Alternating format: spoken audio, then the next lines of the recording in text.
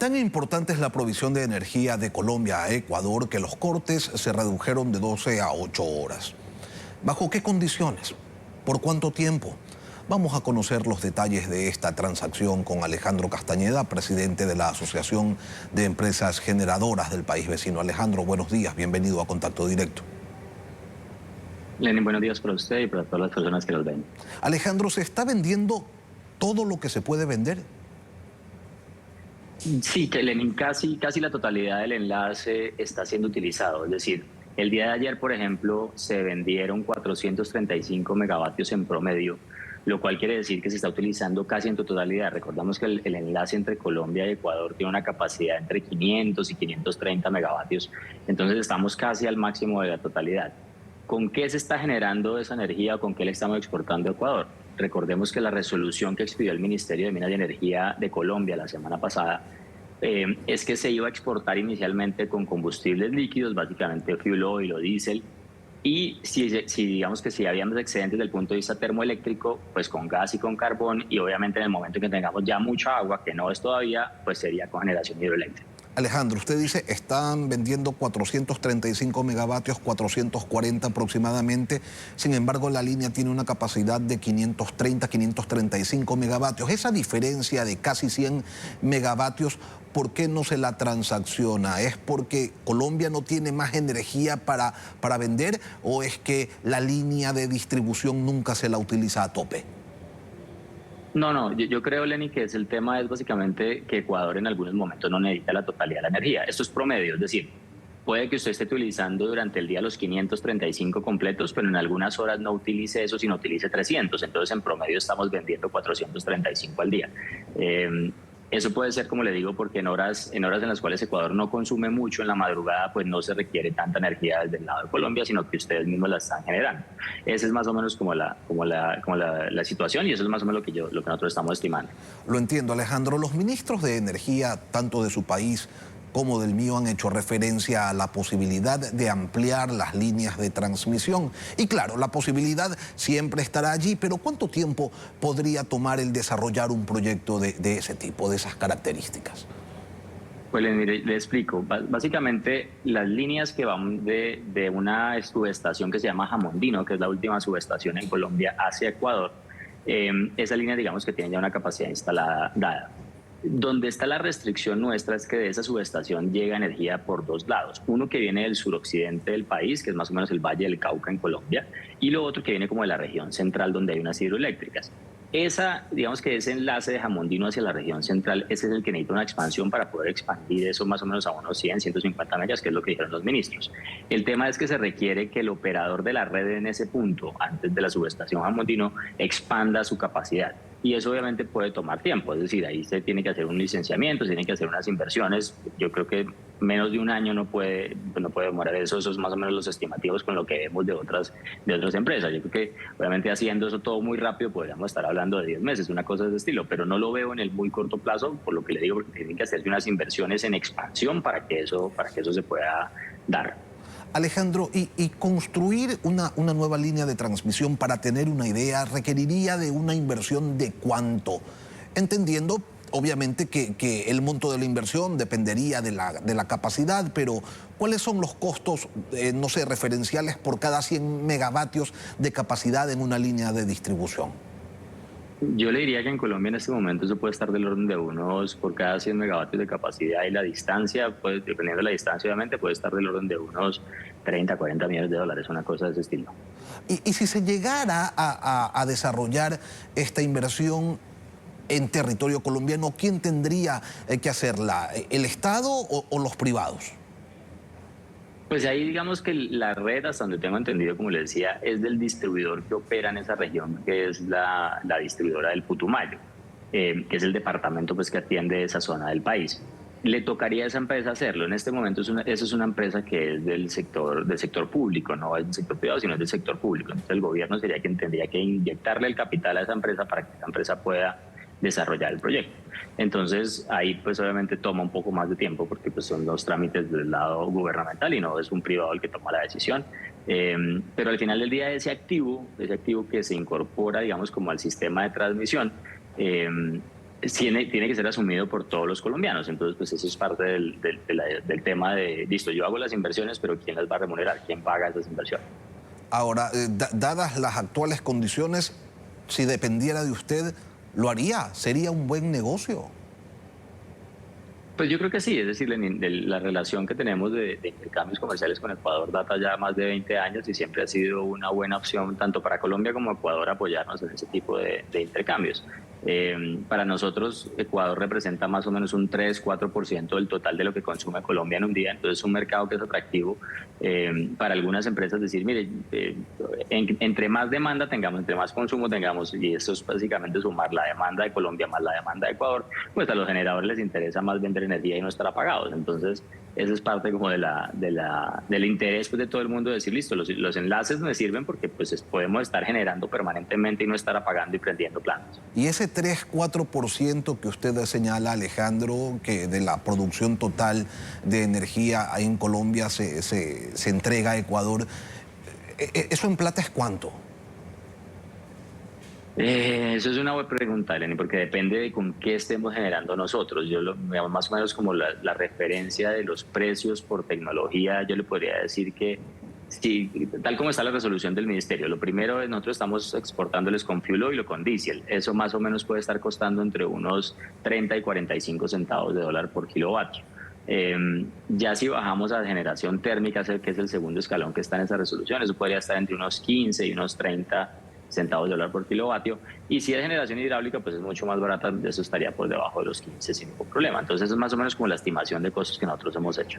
Pero estamos hablando en todo caso de una negociación de algunos cientos de millones de dólares, ¿no? No Sí, es una correcto. cosa barata. Sí, no, obviamente.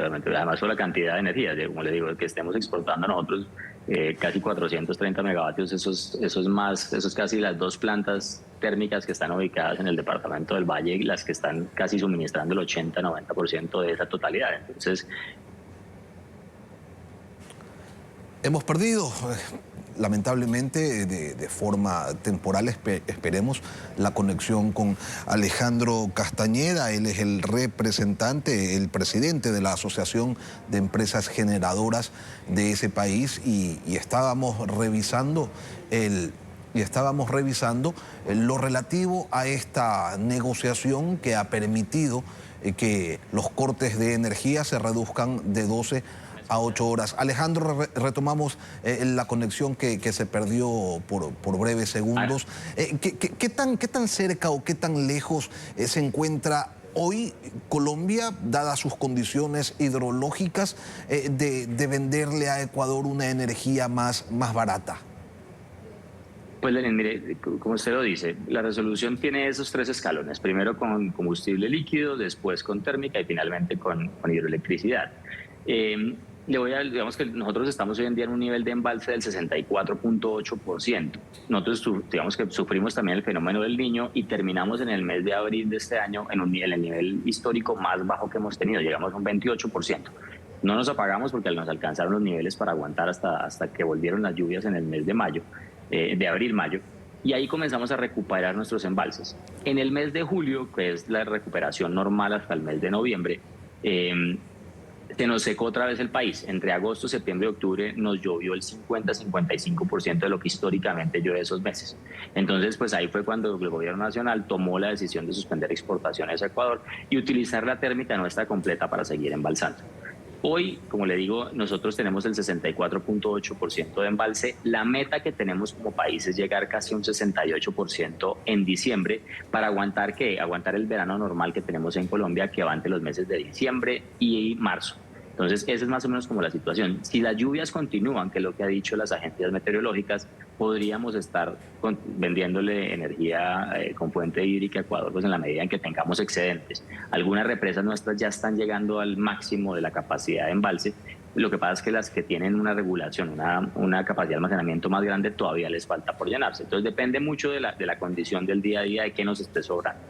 ¿Cuáles son las condiciones, Alejandro, las cláusulas de esta negociación que se da pues, entre generadores privados colombianos y el gobierno de Ecuador? Y se lo pregunto pensando en qué circunstancias son las que permitirían, las que obligarían a una restricción o incluso a una suspensión de la venta de energía a nuestro país? Comienzo por la segunda. ¿Qué implicaría suspender las exportaciones otra vez? ¿O por qué? El tema es muy sencillo y es que nosotros tengamos un verano muy fuerte. ¿Sí? Hasta ahora lo que han dicho las agencias meteorológicas es que tenemos la posibilidad de que la niña, digamos, que se manifieste de alguna forma durante el verano nuestro, entonces que no sea un verano intenso. En ese orden de días pues podríamos seguir teniendo excedentes para poder para poder continuarle vendiendo energía a Ecuador. Lo segundo es cómo se da ese intercambio de energía. Como es un intercambio de sistema a sistema, lo que hace Colombia es que primero, digamos que ordena las plantas que ofrecen su energía para el día siguiente, es decir, hoy estamos ya calculando qué generación vamos a tener mañana. Ordenamos esas plantas, digamos, de las más baratas a las más costosas y con eso atendemos nosotros la demanda. Luego le sumamos la demanda de Ecuador, lo que estábamos hablando, ese 3% adicional a lo que nosotros producimos, y ahí miramos con qué planta se va a producir. Obviamente se tiene que aplicar hoy en día lo que dice esa resolución del ministerio, que tiene que utilizarse primero las plantas diésel y luego lo demás. Entonces, ese es más o menos como se hace ese intercambio. Y obviamente depende de que Ecuador me diga, mire, yo necesito hora a hora más o menos esta energía y envíeme esa energía de un lado para otro. En algunas oportunidades, Lenis, también es bueno aclararlo, Ecuador nos ha vendido energía a nosotros. En el año 2015-2016 Ecuador tenía energía y ahí nos comenzó a vender a nosotros cuando estábamos atravesando un fenómeno del Niño. Entonces esos intercambios comerciales siempre se dan y es una relación básicamente, como le digo, de con qué lo estoy generando y eso básicamente refiere al costo que yo le cobre al país vecino. Es decir, Alejandro, que cada noche se determina cuánta energía se tiene claro y se determina cuánta energía se va a entregar al Ecuador. Esto es diario, no se trata de una planificación de mediano plazo, semanal o quincenal. Correcto, Lenin. No es una relación contractual, digamos, de largo plazo, sino es relaciones diarias. Entonces, como le digo, Ecuador me dice cuánto necesita al día siguiente, Colombia lo programa y así mismo se da el intercambio. Ahora, Alejandro, el tema, ¿qué es lo que llevó a Colombia, que tuvo muchos años de racionamientos y de apagones prolongados, a tener hoy soberanía energética, a tener hoy capacidad incluso de transaccionar pues energía con sus vecinos? ¿Cuál fue ese clic, esa ruptura que los lleva pues a encontrarse en una situación de suficiencia energética? Pues mire, eso básicamente la decisión se toma después de un racionamiento muy largo de 18 meses que tuvimos en Colombia entre los años 91 y 92. Ahí nos llegó un fenómeno del Niño que fue muy prolongado y nuestros embalses no tuvieron la capacidad de aguante y las plantas térmicas que teníamos en ese momento no funcionaron, no prendieron. Entonces eso nos llevó a un racionamiento, como le digo, de más de 18 meses y se cortaba la energía casi durante 8 o 10 horas, algo parecido a lo que están sufriendo ustedes. Ahí toma la decisión el Estado de decir, mire, vamos a separar los roles. ¿Por qué? Porque el Estado colombiano, el gobierno central y los entes territoriales eran los que invertían en el sector eléctrico directamente. Entonces ahí se toma la decisión de decir, no, mire, ya el Estado tiene una deuda muy grande en el sector eléctrico, la deuda del sector eléctrico pesaba casi el 40%. Entonces, en ese orden de ideas lo que se dijo fue, vamos a invitar al sector privado a participar en este proceso. Y separó los roles, como le estaba diciendo. Entonces el gobierno desde ese momento se enfocó más en la definición de la política, en crear una regulación, es decir, delinear una cancha muy bien establecida para que los jugadores pudieran participar allí y hacer un control, es decir, ser el árbitro muy eficiente de esa cancha y de ese partido. Entonces, en ese orden de ideas, lo que sucedió de hacia adelante es que se vinculó al sector privado, se establecieron unas reglas de mercado y desde ese momento pues tenemos una participación muy grande, como le digo, de generación con fuente privada que más o menos puede ser del orden de un 70% del total de la capacidad del país. Y que es la que hoy permite que haya menos restricciones, menos apagones en el Ecuador. Le agradezco a Alejandro Castañeda, presidente de la Asociación de Empresas Generadoras de Colombia, por acompañarnos esta mañana en Contacto Directo. A usted por la invitación, muy amable. Buen día.